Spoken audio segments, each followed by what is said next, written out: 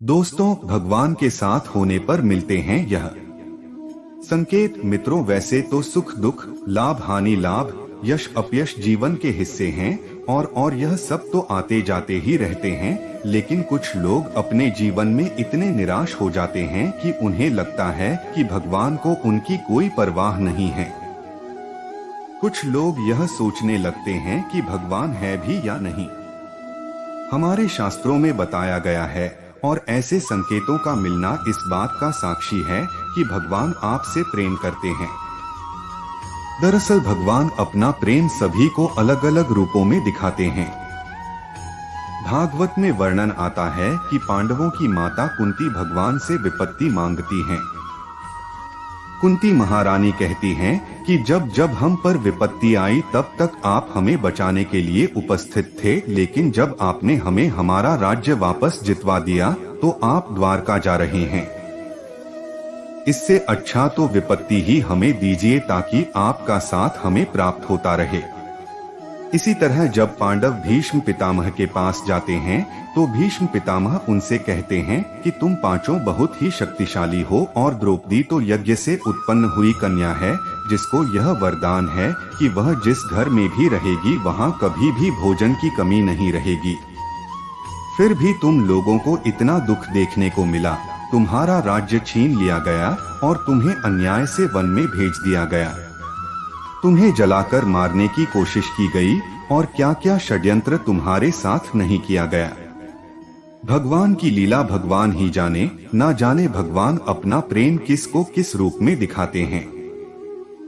भगवान किसी को सुख देते हैं तो किसी को दुख देते हैं, लेकिन कुछ भगवान के भक्त यह नहीं समझ पाते कि दुख भी भगवान की ही देन है और वह निराश हो जाते हैं। उन्हें यह शंका होने लगती है कि क्या भगवान को उनकी परवाह है।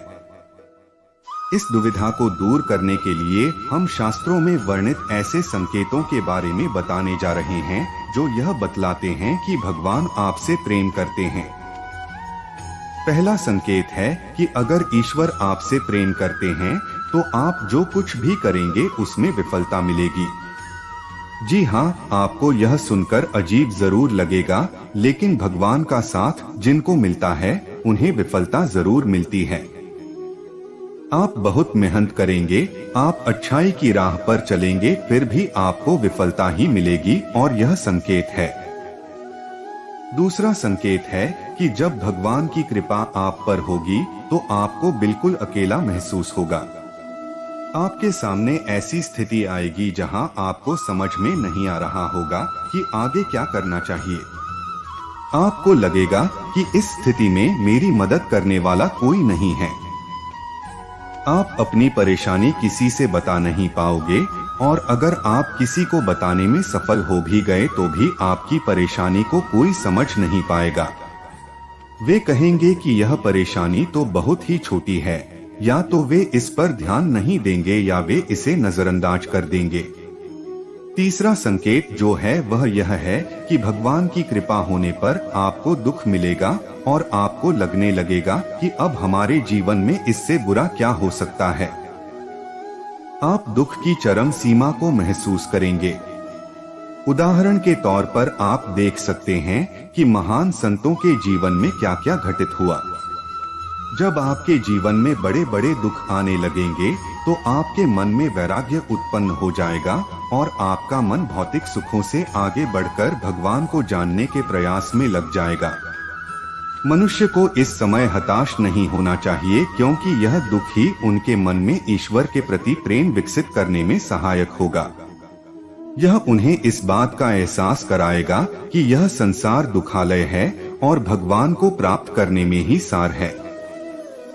चौथा संकेत है कि भगवान की कृपा होने पर आपकी सारी उम्मीदें टूट जाएंगी और ऐसा होने पर आपके अंदर एक नई ही खोज शुरू होगी।